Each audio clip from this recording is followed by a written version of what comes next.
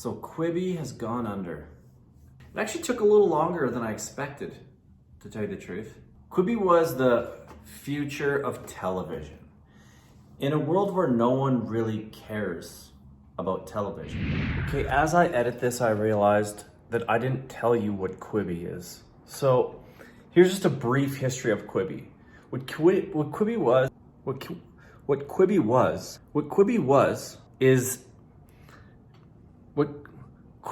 is quick bites. And basically the founder and CEO, their idea, bring cinema quality programming to bite-sized content. They assumed that there was a market for this. So they raised billions of dollars from companies like Disney. They went after the biggest name celebrities that money could buy. This is how they were gonna lure people onto the app. So I tried Quibi.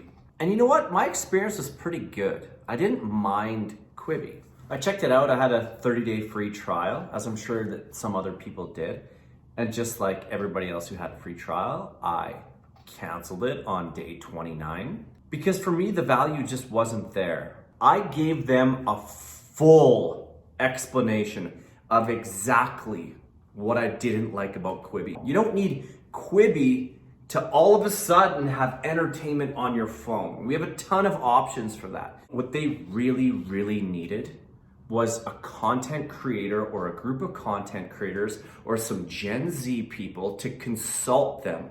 I think about how cheap it would be to hire a small team. I don't think they sourced content creators correctly. They were spending $100,000 a minute on content.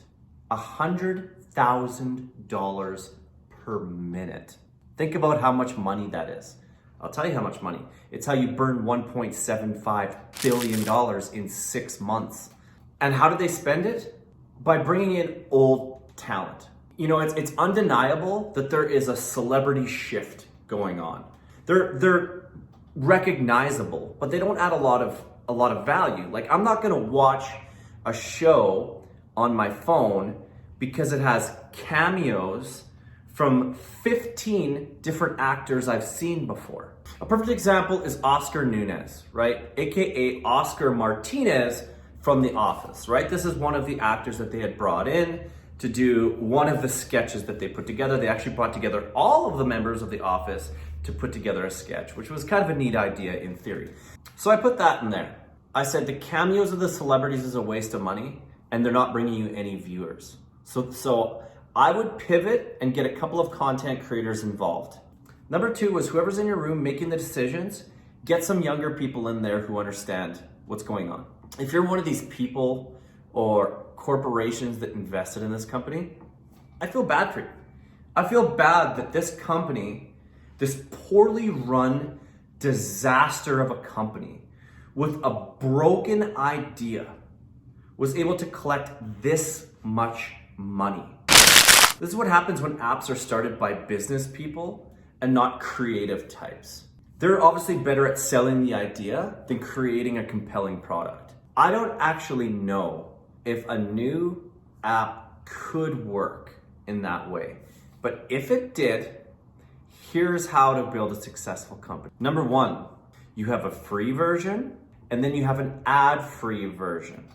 It's all about getting as many people on your app as possible, not about gouging the few viewers you do have. Step 2, you onboard a couple of teams of consultants. You want to make sure that that roundtable discussion isn't all technology people and businessmen and boomers.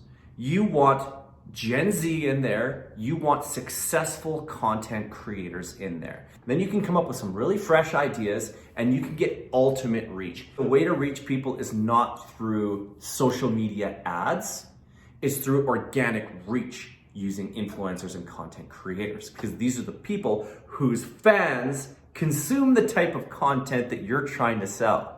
Next, you fund up a big group of content creators. You reach out to people on the platforms who have the eyes and have the reach. And you get their ideas, you give them the power, you empower them and you financially back them to come up with the show of their dreams. And part of the deal is they have to push the crap out of it to their following. You'll have millions of people rolling through your app at all times checking out these shows. Next, you scrap the old celebrities. Maybe ones that are relevant, and there are a few that have remained relevant. There are a few that have fresh young audiences because they were able to take their content and take their personalities and move them to more modern platforms on their own. Figure out who those ones are. By the way, I know who they are. Just ask somebody who just might know more than you. You know, we didn't all go to business school. We don't all have connections at big banks and, you know, can get people to write us multi-million-dollar checks. And like, we're not fundraisers. Maybe have one of those people on your team. Anyways, I digress. So you cut them out, you cut out a huge part of the entitlement and the costs because those people demand insane amounts of money just to show up. Whereas content creators are used to doing phenomenal work for nothing. Next, you need a little bit of a hybrid between traditional viewing experience and social media. And this is simple. You just simply have a thumbs up, a thumbs down, and a comment section. So people can talk about the show, share the show, at people to check out the show. Get a little bit of hype going. And that is literally all you would need. If you followed that model from the start, you could have saved $1.5 billion and you might still have an app today. So after an update on TikTok, these were some of the comments about Quibi going under. This is the truest pulse, in my opinion, of the people who should be your clients. This is what they believe, this is how they feel about it, and this is how they felt about it when you came up with the idea in the first place. But of course, your $2 billion didn't buy a single pair of ears. No more Quibi ads. Rejoice. My thoughts exactly. Came here for this comment. Finally, no more Kardashians and Jenners on my feed. They burnt $2 billion in 6 months. So that speaks to my point about your splash ads. All you do is annoy people with splash ads. As soon as companies start to figure out that influencers are the best way to get the word out about something, is the day that companies become a lot more successful with their advertising campaigns. Why would someone have to pay for Quibi and have to watch ads on 8-minute shows? Terrible idea from the start. That sounds crazy. I love how these ideas get tossed around in boardrooms and lose over $1 billion, but any young person would have known that idea sucked. The result of not valuing a young opinion. I know, like so many wasted profits. Put some younger people in focus groups before you waste that much time and money. Again, that's free, guys. It would be free to get a room full of people or pay them $20 each. Again, you guys are burning $2 billion. If you guys had just taken your $2 billion and given me 100 grand of it, 100 grand, what is that percentage was? Hey Google, what's 100,000 divided by 1.8 billion? The answer is 0.000056. What is that? Was that four or 5 zeros? We're talking about tenths of a percent, 100th of a percent of your entire budget to just, know what you guys are doing. Just for a little insight into what you should be. Unbelievable. I knew this would happen. The concept made no sense to me. Me as well. Honestly, I had no idea what it was. I still don't. So like they couldn't stay alive with 7 people using the app? I signed up for the 3-month free trial. Used none of it. People weren't even using the free trials. Why? Because the content wasn't good enough. Because there was no compelling reason to use the app over another app. Because there was more instant gratification, more laughs, more fun on apps like TikTok. It's because people watch TikTok while they watch TV. Having to exclusively use a phone to watch TV is a bad idea. This is a really, really interesting point. Again, a point that your high-paid group of suits could never come up with. And this is just off the top of people's minds. You guys don't understand the viewing habits of the average person, right? Like people have shorter and shorter attention spans all the time. Who is watching a TV show anymore without watching shows on the side? Like we are so distracted.